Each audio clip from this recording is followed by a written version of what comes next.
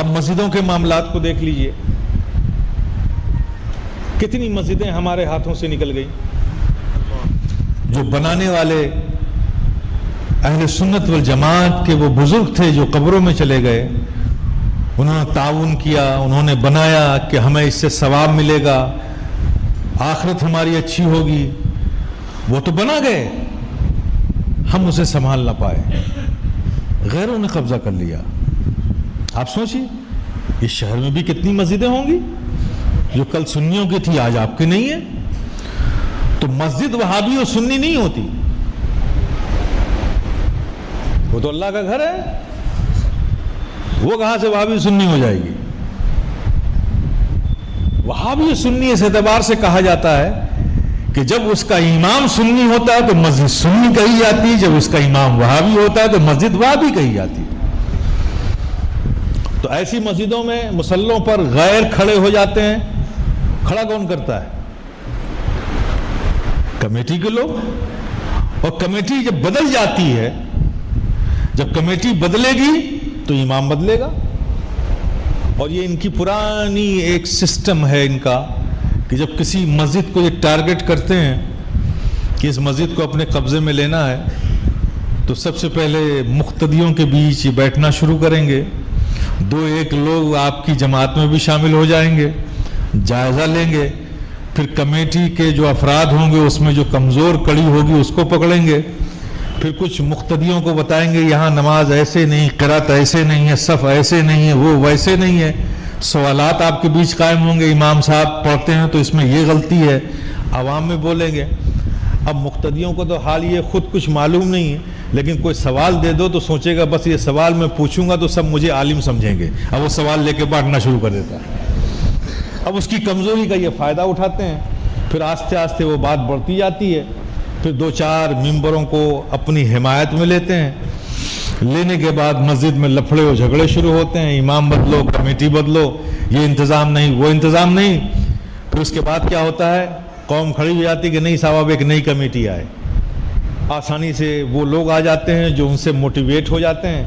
جب کمیٹی کے افراد ہی مذبذب قسم کے صلح کلیت قسم کے آ گئے تو ظاہر امام بھی بدل گیا. آپ کسی بھی مسجد کی تاریخ اٹھا کر دیکھو، اس سے ہٹ کر کوئی کہانی آپ کو نہیں ملے گی. آپ سمجھ رہے ہیں نا؟ یہ خطرہ ختم نہیں ہوا ہے، یہ خطرہ آج بھی ہے. آپ ہیں ماشاءاللہ، مسجد بنائی، جذبات سے بنائی، اللہ آپ کی عمروں میں برکت دے، لیکن کیا یہ آپ کے دنیا سے جانے کے بعد مسجد چلی جائے گی؟ کیا ختم ہو جائے گی؟ یہ مسجد تو رہے گی صبح قیامت تک. تو آپ نے بنا لی، کوئی خطرہ نہیں، آپ ہیں کوئی خطرہ نہیں، بعد میں کیا ہوگا؟ تو میں نے ایک پیشکش کی ہے ہر مسجد کے لیے اور ہر مدرسے کے لیے کہ ایک آپ لوگ اپنے بائی لاز میں ایک کلاوز ڈالیں تاکہ اس طرح کے حالات کسی مسجد کے لیے پیدا ہی نہ ہو. اس کا پہلے ہی سے سد باب کر دیجیے. جتنے لوگ ہم سے جڑے ہوئے ہیں، خانقاہ سے جڑے ہوئے ہیں، میں نے ان سے بھی کہا اور آپ سے بھی کہتا ہوں، اگر مسجد کے ٹرسٹیان جو آج موجودہ ہیں جہاں وہ یہ ڈالیں کہ اس میں ممبر وہی ہو سکتا ہے یا اس ٹرسٹ میں وہی فیوچر میں ہو سکتا ہے کبھی بھی جب ضرورت پڑی، جو سنی صحیح العقیدہ ہو، اہل سنت والجماعت سے تعلق رکھتا ہو، یہ ایک بات ہے. بس بات اگر آپ یہاں ختم کر دیں گے تب بھی خطرہ ہے. چونکہ آج ہندوستان کا کوئی بھی وہابی اپنے آپ کو وہابی نہیں کہتا، سب سنی کہتے ہیں، ہے نا؟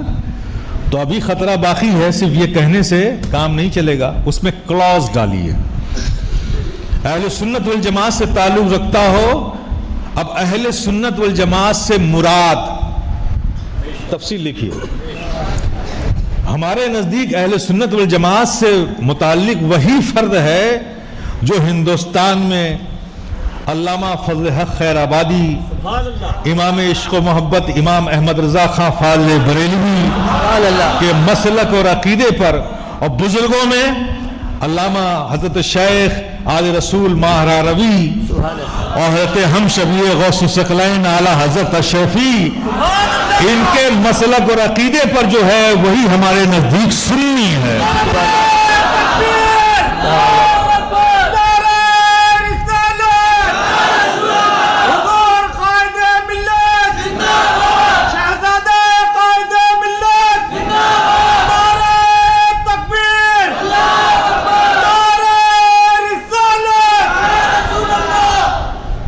سننی ہے انشاءاللہ یہ گھسپیٹی کا سارا دروازہ کیا سوراخ تک بند ہو جائے گا. کیا بات ہے. لیکن صرف اہل سنت والجماعت کہنے سے کام نہیں چلے گا. یہ سنی کی تفصیل اب لکھنے کی ضرورت ہے. تو علماء میں علامہ فضل حق خیر آبادی، امام اہل سنت امام احمد رضا خان فاضل بریلوی، اور بزرگوں میں مشائخ میں آل رسول مہروی، ہم شبیہ غوث الثقلین اعلیٰ حضرت شفیع، ان کے عقیدے اور مسلک پر جو ہے وہی ہمارے نزدیک سنی ہے. دروازے بند ہو جائیں گے بے شک. اب جس کا عقیدہ کسی بھی زمانے میں منبر ہونے کے بعد بھی، پھر بعد میں اس نے پر پکھنے نکالے، چھپا ہوا تھا، تو جیسے ہی اس عقیدے کے خلاف اس کا عقیدہ ظاہر ہوگا، اس کی یہ بدعقیدگی ہی اس کی ممبرشپ کو، یا امام ہو تو امامت کو ختم کر دے گا. کسی کو نکالنے کی ضرورت ہی نہیں، خود بخود ختم. یہ بائیلاز میں ڈالیے، آپ قانون بنائیے. یہ بہت ضروری ہے پیش قدمی. اگر نہیں کریں گے تو کوئی بھی فریب کسی بھی دور میں ہو سکتا ہے. دوسرا آپشن یہ بھی ڈالیے کہ اگر کمیٹی کے درمیان کسی بھی دور میں ایسا کوئی تنازع پیدا ہو جائے جو عوامی سطح پہ بھی نہ سلجھ رہا ہو، ذمہ داروں کے بیچ میں بھی نہ سلجھ رہا ہو، اور مسجد میں شدید اختلاف بڑھتا چلا جا رہا ہو، جس سے نمازی پریشانیوں کا شکار ہو رہے ہیں، ایک کلاس ڈالیے. ایسے حالات میں اگر کمیٹی اور عوام یا امام کا کوئی ایسا مسئلہ آ جائے، تنازع پیدا ہو جائے جو حل نہ ہو پا رہا ہو، تو کلاس ڈالیے کہ ایسے حالات میں جو بھی صاحب سجادہ خانقاہ اشرفیہ حسنیہ سرکار کلاں کا ہوگا، اس وقت اس کا فیصلہ آخری فیصلہ مانا جائے گا.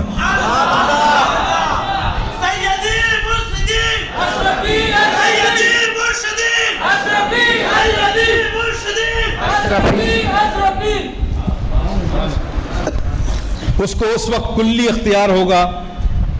وہ چاہے تو کمیٹی کے چند ممبروں کو تبدیل کر دے، چاہے پوری کمیٹی بدل دے، نئی کمیٹی لے آئے، مکمل اسے اختیار ہوگا.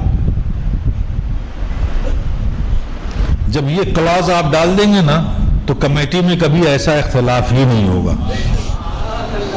ان کو پتا ہے کہ اختلاف کریں گے تو نتیجہ کچھ نہیں آئے گا. آپ سمجھ رہے ہیں نہیں سمجھ رہے؟ تو اس طرح کے جو خطرات ہیں ہمارے اداروں پر، ہماری مسجدوں پر، اس کی پیش بندی بھی ہونا ضروری ہے. تو میں نے اس حوالے سے ایک تنظیم قائم کی ہے.